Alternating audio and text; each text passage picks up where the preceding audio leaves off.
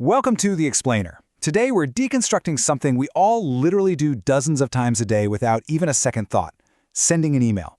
I mean, it feels absolutely instantaneous, but we completely take for granted the incredible, decades-old choreography that's happening right beneath our fingertips. Let's dive right in.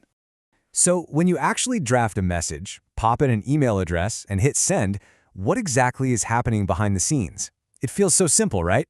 But there's this massive hidden layer of complexity behind that everyday action that makes global communication possible.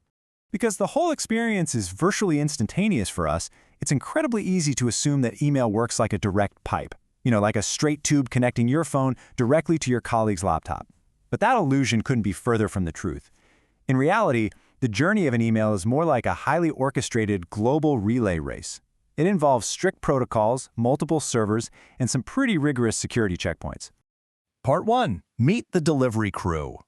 To really understand this relay race, we need to meet our runners. The whole architecture here is perfectly segmented. We start with Step 1, the MUA, or Mail User Agent. That's your email client. It passes the baton to Step 2, the MSA, the Mail Submission Agent, which acts as your network gateway. Then the email is handed off to Step 3, the MTA, or Mail Transfer Agent, and that's basically the long-haul transfer router of the Internet. Finally, once it reaches its destination, Step 4 takes over, the MDA, or Mail Delivery Agent, which sorts the message into a specific inbox. But wait, there is one more absolutely crucial player here before our long-haul MTAs can route anything: DNS, the Domain Name System.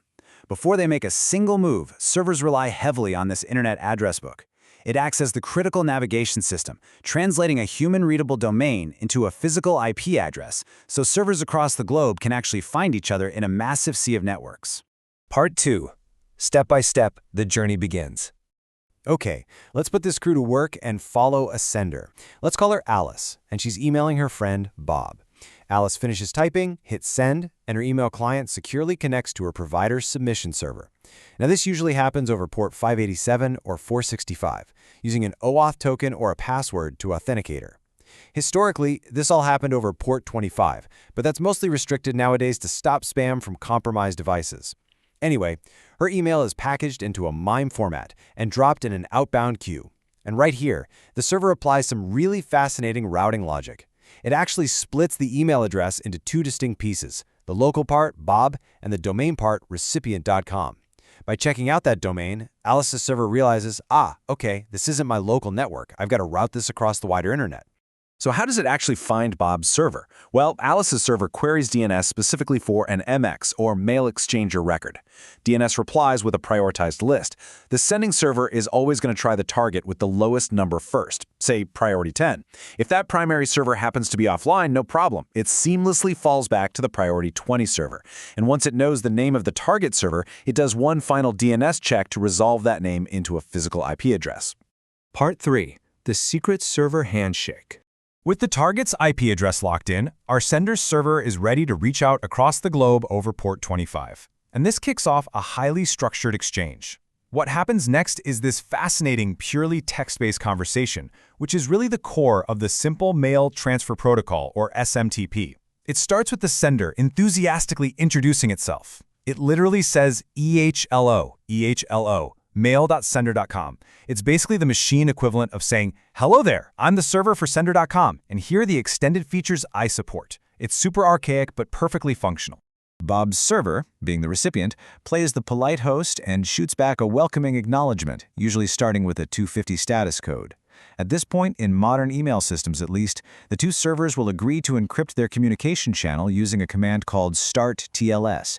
This makes sure nobody can eavesdrop on Alice and Bob's conversation as it bounces across the internet backbone. Next, the sender declares exactly who the mail is from and who it's for. Then, it issues the data command. Bob's server responds with code 354, which is essentially saying, "Go ahead, enter the message, and just drop a single period on a line by itself when you're done." It's honestly kind of amusing how beautifully simple that is. A single period on a line by itself to end the entire transmission. Alice's server streams the whole email, headers, text, attachments, the whole shebang, and finishes with that final dot. Bob's server accepts it, they say their goodbyes, and the baton is successfully passed. Part 4. The security gauntlet. Let's slow down for just a second here. Just because Bob's server accepted the email doesn't mean it's going straight into his inbox. Oh, no. Before that happens, the message has to survive a pretty rigorous set of checks. You see, SMTP was built back in the 1980s without any inherent security, which made it incredibly easy to forge a sender's address. To stop that 1980s-style spoofing today, we've got 3 silent bouncers at the door. First up is SPF, which checks DNS to make sure the IP address sending the mail is actually authorized by the sender's domain. Second is DKIM, which verifies a cryptographic signature hidden right in the email header to guarantee the message wasn't messed with in transit. And third is DMARC. DMARC enforces strict policies, basically telling the receiving server whether to quarantine or just outright reject the email if it fails those first 2 checks. Part 5. Delivery and the final mile. Okay, so once the email actually survives that security gauntlet, plus any local spam and virus filters, it officially enters the final mile. The email has safely landed inside Bob's network. Here, the local delivery agent, the MDA, acts as the final post office sorter. It checks its database, finds Bob's specific storage directory, and writes the email straight to his disk. It might even run some custom sorting rules Bob set up, like funneling Alice's emails into a specific project folder. But Bob hasn't actually seen it yet, right?